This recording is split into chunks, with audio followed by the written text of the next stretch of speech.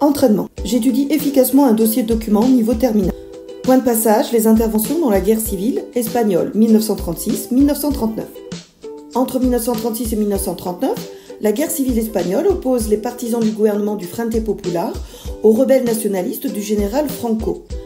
Le conflit s'internationalise avec le soutien de l'Italie et de l'Allemagne aux nationalistes espagnols, tandis que l'URSS et les brigades internationales tentent de s'y opposer. Plus de 600 000 soldats et civils y perdent la vie. Problématique, comment les puissances étrangères participent-elles à la guerre civile espagnole? Question 1, chronologie, documents 1 et 4. Quelles sont les origines de la guerre civile espagnole et qui l'emporte? On voit avec la chronologie qu'en février 1936, la situation politique en Espagne se caractérise par la victoire du Frente Popular aux élections législatives. Le Frente Popular, c'est le Front populaire espagnol composé de républicains modérés, socialistes, communistes et anarchistes. Donc c'est une république plutôt de gauche.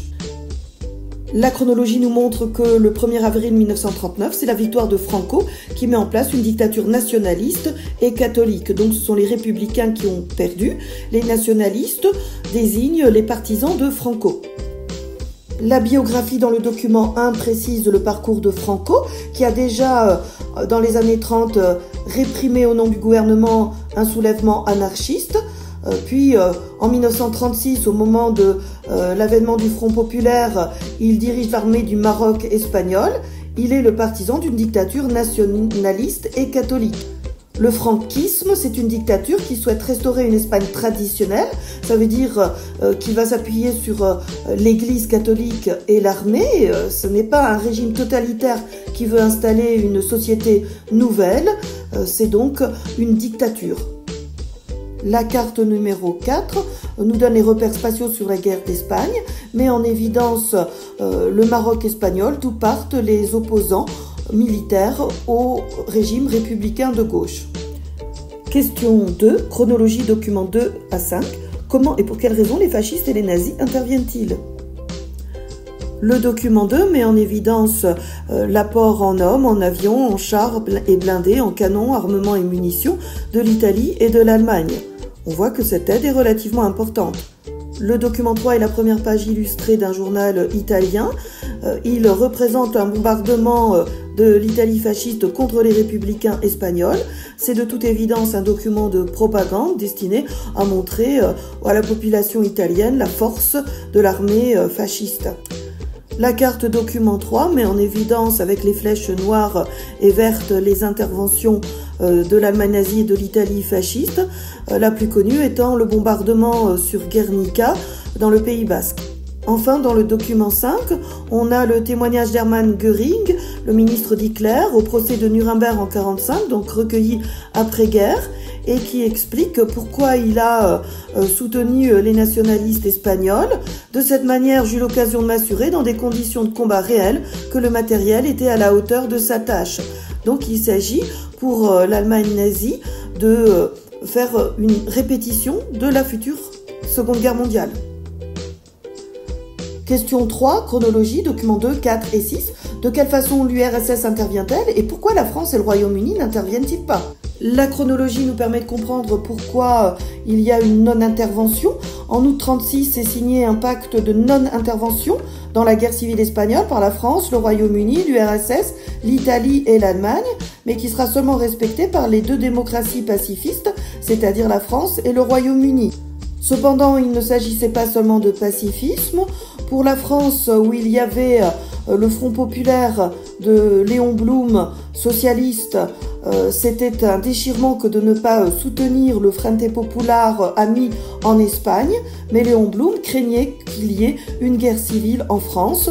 En effet, la situation était très tendue entre les partisans du Front populaire et les ligues d'extrême droite.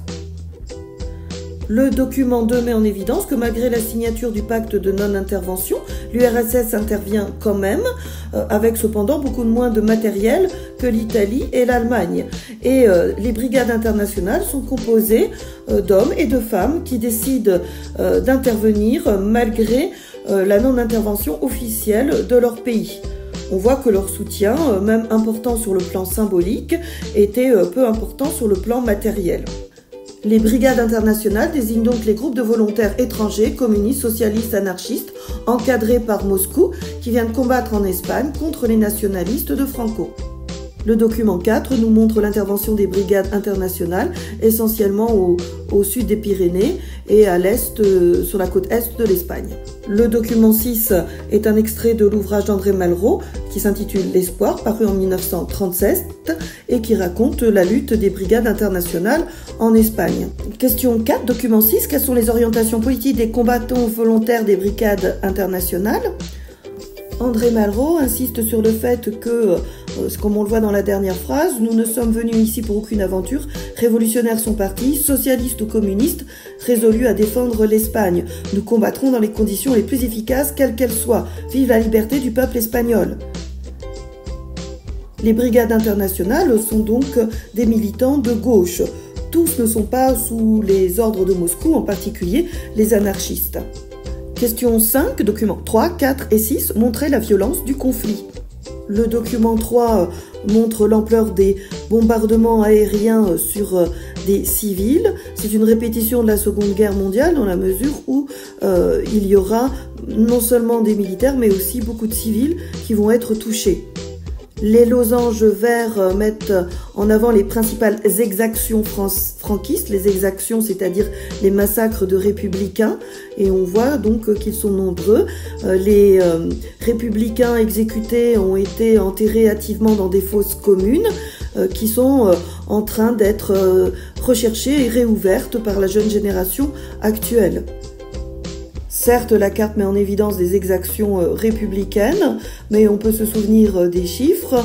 Les républicains sont en nette situation d'infériorité par rapport aux nationalistes espagnols soutenus par l'Italie fasciste et l'Allemagne nazie.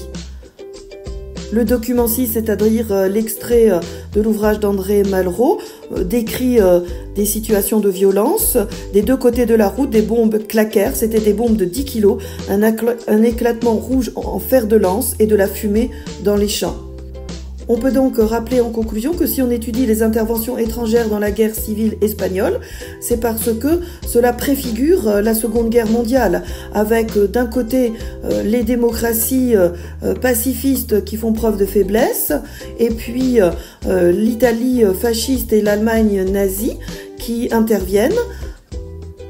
Dans un premier temps, il faudrait dans un paragraphe argumenté souligner l'insurrection franquiste, insurrection c'est-à-dire soulèvement des militaires partisans de Franco, soutenus par les fascistes et les nazis. Puis dans un second temps, montrer la réaction des républicains et de leur soutien, mais qui sont beaucoup moins importants que ceux de Franco, et insister sur la violence de cette guerre et la victoire franquiste finale, avec des républicains espagnols qui traversent à pied les Pyrénées pour essayer de trouver un refuge en France, où en fait les Français vont les parquer dans des camps déjà de concentration. Si on résume, sur le plan intérieur, la guerre civile espagnole, c'est un régime politique légalement élu qui a été renversé par un putsch militaire. Sur le plan international, c'est déjà une préfiguration de la Seconde Guerre mondiale, en particulier par ses violences caractérisées par des bombardements sur les civils.